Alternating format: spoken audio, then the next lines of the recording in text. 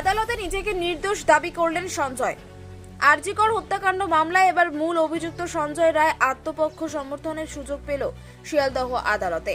সূত্র মারফত জানা গিয়েছে যে ধৃত সিভিক ভলেন্টিয়ার দাবি করেছেন যে তিনি এই হত্যার সঙ্গে যুক্ত নন এবং তিনি অভয়াকে চিনতেনই না। এখানেই শেষ নয়, আদালতে তিনি আরও জানিয়েছেন যে সেমিনার হল থেকে যেই ব্লুটুথ হেডফোনটি বাজেয়াপ্ত করা হয়েছিল সেটি তার নয়। সম্প্রতি আরজি কর হত্যাকাণ্ড মামলায় শেষ নয় সিবিআই এর সাক্ষ্য গ্রহণ পর্ব। জানা যায় যে মোট 50 জনের সাক্ষ্য গ্রহণ করা হয় শিয়ালদহ আদালতের অতিরিক্ত জেলা ও দায়রা আদালতে। শুক্রবার অর্থাৎ 20 ডিসেম্বর হাজির করার কথা ছিল আদালতের মূল অভিযুক্ত সঞ্জয় রায়কে। সেই মতো আদালতে পেশ করা হয় ধৃত সিভিক ভলেন্টিয়ারকে। অভয়ের পরিবারের উপস্থিতিতে সকাল 11টা থেকে বিকেল 5টা পর্যন্ত চলে তার আত্মপক্ষ সমর্থন।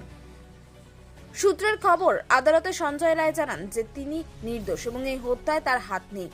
প্রতিবারের মতো এবারও তিনি দাবি করেন যে তাকে ফাঁসানো হচ্ছে। 2রা জানুয়ারি মামলার পরবর্তী শুনানি।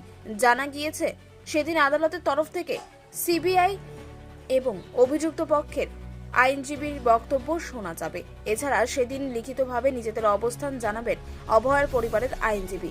এবার দেখার বিষয় যে সেদিন কি মোড় নেয় ঘটনা।